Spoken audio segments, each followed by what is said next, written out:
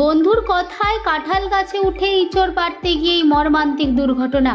একই দিনে আবারও ওই বন্ধুর বাড়িতেই অগ্নিকাণ্ড। দুটি ঘটনায় চাঞ্চল্য ছড়ালো হাবড়া থানার অন্তর্গত সোনাকানিয়া দর্জিপাড়া এলাকায়। মৃত যুবকের নাম বাদন মজুমদার। পরিবার সূত্রে জানা গিয়েছে, দুপুর 12:30 নাগাদ তিনি কাঁঠাল গাছে উঠে ইঁচড় পাড়ছিলেন।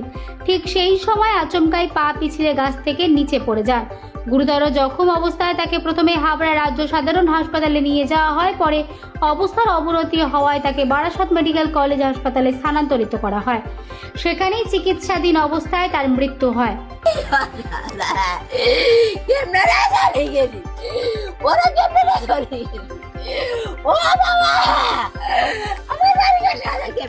কি হয়েছিল ছেলের, কি হয়েছিল?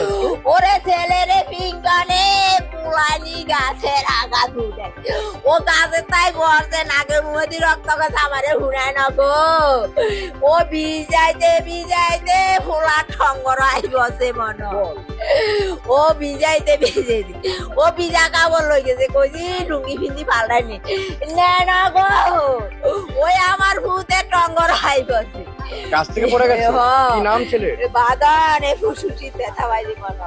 কি নাম আপনার? কি নাম? আমার রিঙ্কু মজুমদার। অন্যদিকে একই দিনে রাত প্রায় 11টা নাগাদ কিঙ্কন মজুমদারের বাড়িতে আগুন লাগার ঘটনাকে কেন্দ্র করে এলাকায় ব্যাপক উত্তেজনা ছড়ায়। স্থানীয়দের একাংশের অভিযোগ, কেউ ইচ্ছাকৃতভাবে আগুন লাগিয়ে দিয়েছে।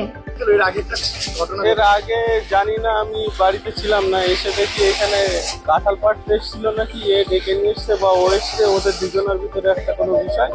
ছেলেটা নাকি গাছ থেকে পড়ে হসপিটালে নিয়ে যেতে যেতে মারা যায় বা হসপিটালে গিয়ে মারা যায়, সেটা বলতে পারবো না আমি সঠিক। পরবর্তীতে এখানকার মানে এদের আশপাশে কিভাবে কি হয়েছে জানি না, পরে শুনছি রাত্রে ঘুমাচ্ছিলাম যে এসে দেখি কি ঘরটাতে আগুন। খবর পেয়ে ঘটনাস্থলে পৌঁছায় দমকলের একটি ইঞ্জিন। প্রায় 2.5 ঘন্টার চেষ্টায় আগুন নিয়ন্ত্রণে আনে। জানা গেছে, প্রাথমিকভাবে শর্ট সার্কিট থেকেই আগুন লাগার সম্ভাবনা রয়েছে।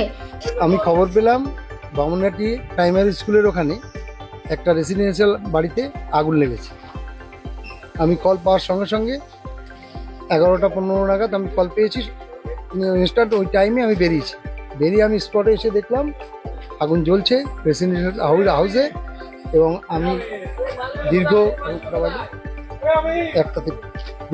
11টা 2.5 ঘন্টার প্রচেষ্টায় আমি আগুন আয়ত্তে এনে ফেলেছি।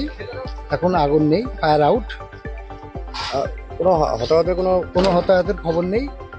নন ইনজিওর্ড, কেউ ইনজিওর্ড হয়ও নি। কিভাবে আগুন লেগেছে বলে মনে হচ্ছে?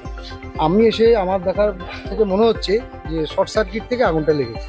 এই ঘটনায় কোনো হতাহতের খবর না মিললেও ক্ষয়ক্ষতির পরিমাণ খতিয়ে দেখা হচ্ছে।